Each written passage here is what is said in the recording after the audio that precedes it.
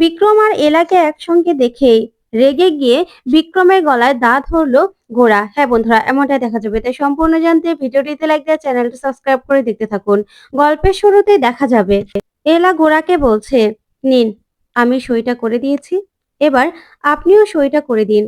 এই ভ্যাহেনজি টিপিক্যাল এই এলার সঙ্গে আপনাকে আর থাকতে হবে না।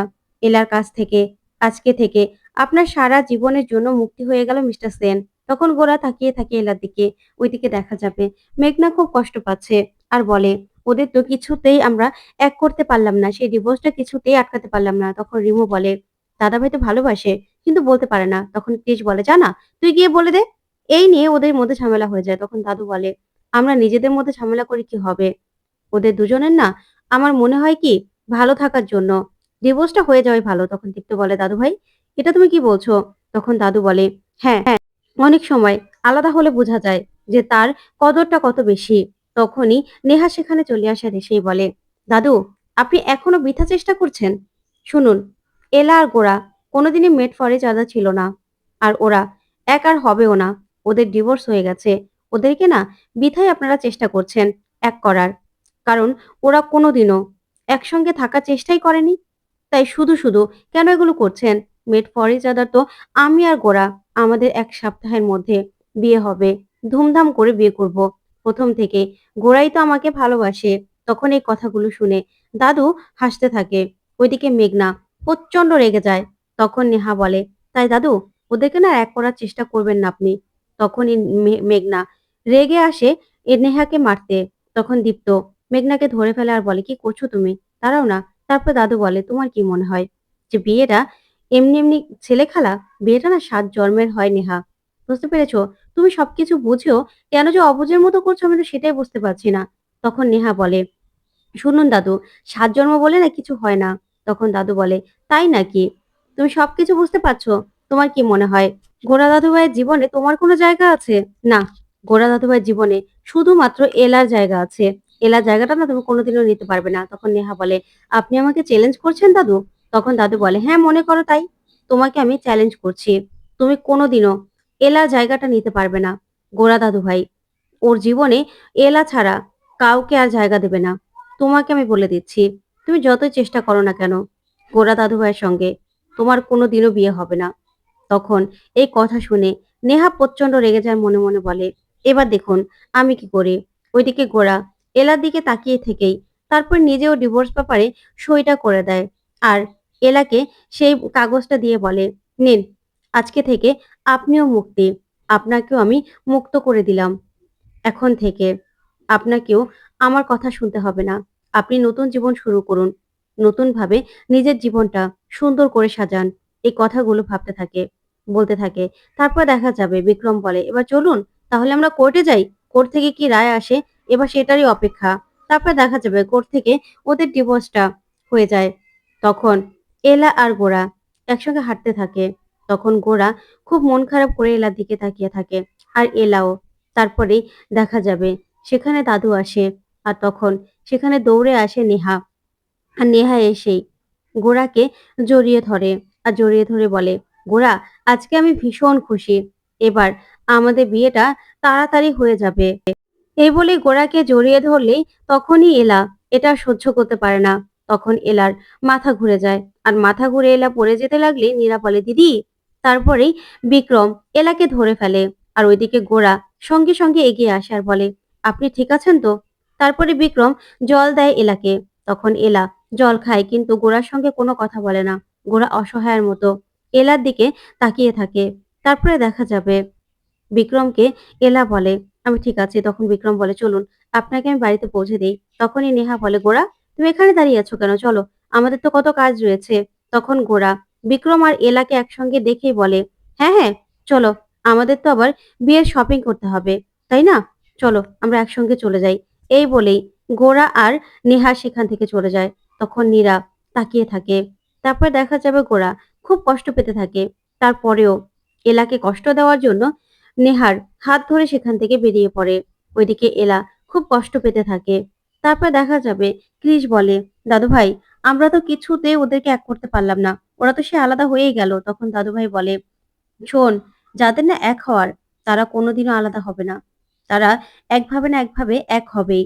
ওইদিকে যখনই বিক্রম একটু এগিয়ে যেতে লাগে তখনই এলা বিক্রমকে সরিয়ে দিয়েই নেহা আর গোরাকে পিছন থেকে দাঁড়িয়ে দাঁড়িয়ে দেখতে থাকে আর চোখ দিয়ে জল পড়তে থাকে। খুব কষ্ট পায় এলা, কিন্তু কিছুতেই কিচ্ছু বলে না।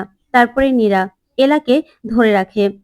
তারপরে দেখা যাবে এলা বাড়িতে গিয়ে নিজেদের শাড়ির লাইভ করতে থাকে আর সেগুলো সুন্দর করে উপস্থাপন করতে থাকে।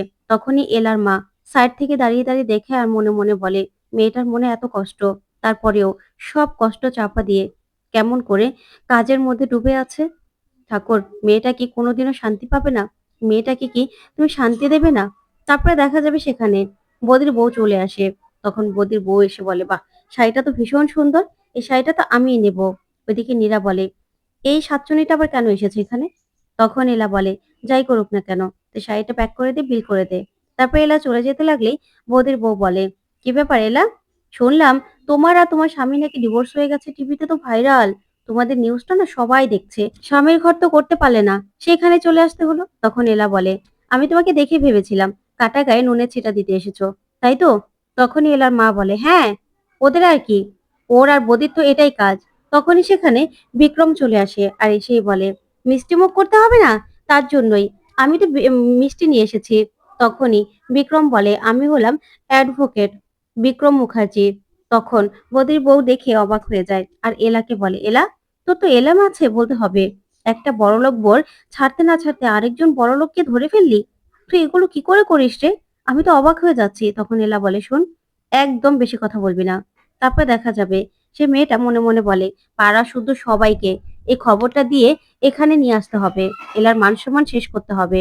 এদিকে এলা বিক্রমকে বলে, শুনুন মিস্টার মুখার্জি, আপনাকে না বলতে খারাপ লাগছে, তারপরেও আপনি হুটহাট করে না এখানে চলে আসবেন না। আপনি তো জানেনই আমাদের এলাকার মানুষগুলো কেমন, তারপরে পাড়ার মানুষগুলো নানান জন নানান কথা বলবে, তখন তো এই কথাগুলো শুনতে ভালো লাগবে না। তখন এলার মা বলে, একদম না বাবা, তোমার যখন ইচ্ছে তখন তুমি আসবে, আমাদের কোনো সমস্যা নেই, কারণ তুমি আমাদের মাথার উপর ভগবান হয়ে আমাদের বাড়িটা বাঁচাতে এতটা হেল্প করেছো, আর আমরা তোমার একটু আপ্যায়ন করব না? তারপরে দেখা যাবে বিক্রম বলে, নিন একটু মিষ্টি খেয়ে নিন তো। তারপরে বিক্রম নিজের হাতে এলাকে মিষ্টি খাইয়ে দেয় আর সেই ছবিটা নীরা তুলে নেয় আর মনে মনে বলে, এই তো এবার হবে আসল মজা। এই বলেই নীরা ছবিটা রিমুকে পাঠিয়ে দেয়। ওইদিকে নেহা গোরার জন্য পুটিং বানিয়ে এনেছে আর বলে, ঠাম্মি বলেছে এবারে বউ হতে হলে অনেক অনেক রান্না শিখতে হবে। ওইদিকে রিমু বলে, দেখ দাদা ভাই বৌদির শোকে না খেয়ে আছে, আর ওইদিকে বৌদি, সে তো মিষ্টির পর মিষ্টি খেয়ে যাচ্ছে, তা আবার আরেকজনের হাতে খাইয়ে দিচ্ছে রে, খাইয়ে দিচ্ছে। তখন তো এই কথাগুলো শুনে নেহা প্রচন্ড রেগে যায়। তখন গোরা বলে, মানে কে খাইয়ে দিচ্ছে মিষ্টি? না না, আমার তাতে যায় আসে না কিছু, তারপরেও কে খাইয়ে দিচ্ছে? তারপরেই দেখা যাবে ওই রিমু বলে, হ্যাঁ, আরে অ্যাডভোকেট মুখার্জি, সে গিয়ে বৌদিকে নিজের হাতে মিষ্টি খাইয়ে দিচ্ছে। তখনই গোরা নিজেকে সামলাতে না পেরেই এসে ছবিটা দেখে। তখন ছবিটা দেখে মনে মনে বলে, একদিন ধরে ডিভোর্স না হতে আবার মিষ্টি খাইয়ে দিচ্ছে, কি আদিক্ষেতা, দাঁড়াও দেখাচ্ছি মজা। এই বলেই নেহাকে বলে, নেহা তুমি আর কি বানিয়েছো, একটু খাইয়ে দাও তো। এই বলেই খাইয়ে দিলেই সে ছবিটা নিজে তুলে সোশ্যাল মিডিয়ায় আপলোড করে দেয় গোরা। তখনই এলা সেই ছবিটা দেখে, সেখানে লেখা, আমার প্রথম ভালোবাসার হাতে প্রথম বানানো খাবার খেলাম। তখন এলা এটা দেখে মনে মনে বলে, কি আদিক্ষেতা, এইভাবে আবার সোশ্যাল মিডিয়াতে ছবি পোস্ট করছে, দাঁড়াও। তারপরেই এলা বিক্রমকেও একটা মিষ্টি খাইয়ে দেয়। ওইদিকে গোরা নেহার হাতে পুডিংকে বলে, ইটস কি জঘন্য, এগুলো খাওয়া যায় নাকি? এই বলে গোরা সেখান থেকে চলে যায়। তারপরে দেখা যাবে এলা সকাল সকাল কাজে বেরোচ্ছে। তখন ওর মাকে বলে, মামার তুমি ওষুধগুলো ঠিক টাইমে দিয়ে দিও, আর মামিকে বলো ইলেকট্রিসিটি বিলটাও আমি দিয়ে দেবো, ঠিক আছে? তারপরে বিক্রম সেখানে আসে আর মীরাকে বলে, আজকে আমরা শপিং মলে ক্লায়েন্টের সঙ্গে মিট করতে যাচ্ছি। তখন তো মীরা সঙ্গে সঙ্গে রিমুকে সেই কথাটা বলে দেয়। ওইদিকে রিমু, ক্রিস, দীপ্ত ওরা গোরার সামনে সেই কথাটা তোলে আর বলে, ছি ছি ছি, বৌদির দুদিন ধরে ডিভোর্স হতে না হতেই ওই মিস্টার মুখার্জির সঙ্গে শপিং মলে হাত ধরে ঘোরাঘুরি করছে। তখন তো গোরা এই কথা শুনে প্রচন্ড রেগে যায় আর বলে, কি শপিং মলে ঘুরছে, দাঁড়াও দেখাচ্ছি মজা। তারপরে ক্রিস বলে, হ্যাঁ, আমি তো ভাবতেই পারছি না বৌদি এত তাড়াতাড়ি দাদাভাইকে ভুলে গেল আর মিস্টার মুখার্জির সঙ্গে এইভাবে হাত ধরে ঘোরাঘুরি করছে। আমি তো ভাবতেই পারছি না দাদা ভাই। আর তুই কি না এইভাবে একা একা আছিস? তখনই গোরা প্রচন্ড রেগে যায় আর বলে, আজকে মিস্টার মুখার্জির একদিন কি আমার একদিন, আমার বউয়ের হাত ধরে এভাবে ঘোরা দেখাচ্ছি মজা। এই বলেই সেখান থেকে বেরিয়ে পড়ে। ওইদিকে ক্রিস, দীপ্ত, তারপরে ওরা দাদু সবাই মিলে একসঙ্গে হাত মিলায় আর সবাই মিলে হাসাহাসি করতে থাকে। ওইদিকে গোরাও শপিং শপিং মলে পৌঁছে যায়। ওইদিকে এলা আর বিক্রমও হাঁটছে। তখন গোরা বলে, দেখে নেই না একটু এদিক সেদিক, তারপরে মিস্টার মুখার্জির একদম গলা চেপে ধরবো। তারপর দেখা যাবে মিস্টার মুখার্জি আর এলা ডাব খাচ্ছে। তখন সেখানে ডাবওয়ালা সেজে দাঁড়িয়ে আছে গোরা। তখনই মিস্টার মুখার্জির গলায় দা ধরে গোরা।